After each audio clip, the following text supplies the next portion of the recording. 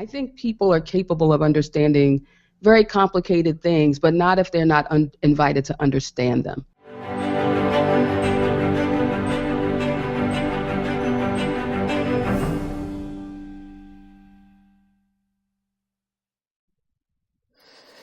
Our job is to talk about I Dwell in Possibility, poem number 466, and we'll do it by collaborating together on a collective close reading. So Max, when we get to the word dwell, it's all yours to start us off on it.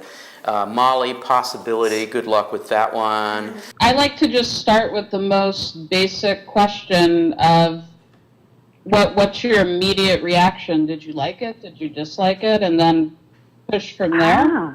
Well, the beginning phrase is, it all started. And yes, it starts, but over the course of the performance, it keeps starting over and not really starting, kind of stuttering at multiple points.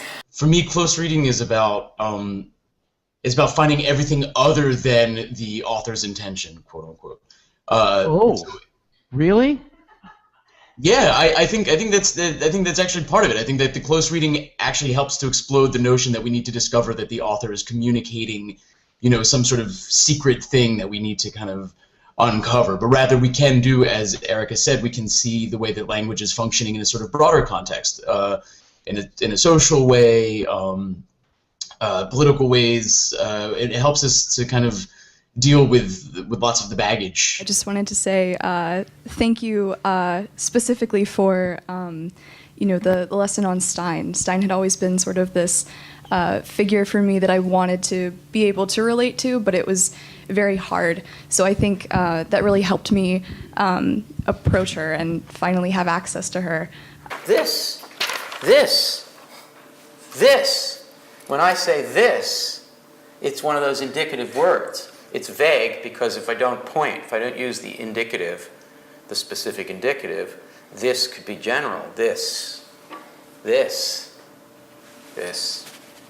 But this is a cup with a Kelly Writer's House on it. This. Okay, for occupation, this refers, because it's a printed word, this, in Emily it would have been a written word with a dash. This refers to this.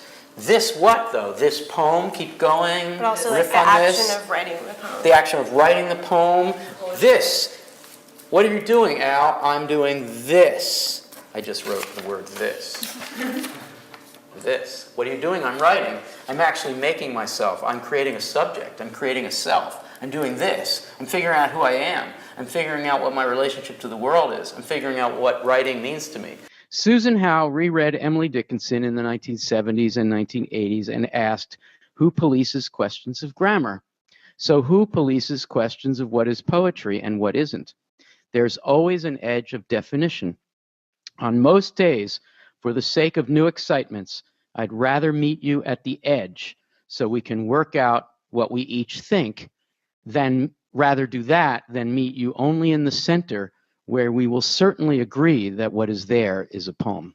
Shout out the poem Sid Corman's It Isn't for Want, which is now my favorite poem, and I love what it says about poetry and about the space created here, because I think that a lot of what poetry does is create a space for people and kind of a sense of love and recognition. So that's what this class has been for me, so thank you. Thank you.